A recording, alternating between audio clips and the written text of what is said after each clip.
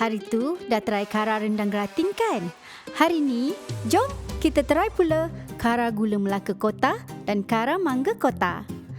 Pertama, sediakan sos gula Melaka, panaskan bahan-bahan berikut sehingga larut. Tambah sikit gelatin dan kacau sehingga sebati. Tapiskan dan biarkan suam seketika. Kemudian, tuangkan ke dalam bekas dan sejukkan sehingga lapisan menjadi pejal. Next, kita sediakan pula adunan panna cotta. Masukkan krim masakan, gula dan kacau sehingga larut.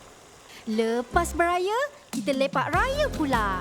Itulah yang digambarkan pada beg edisi terhad Kara ni. Dari Ramadan ke Juadah Raya hingga lepak bersama. Kara, satukan rasa. Kemudian, tuangkan krim kelapa kara dan kacau sehingga sebati. Masukkan gula berang, gelatin dan perisa pandan. Kacau sampai larut.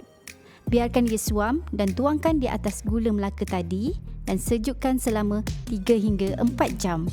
Penuhkan bahagian atas dengan gula Melaka dan hiaskan. Dah siap kara gula Melaka Kota.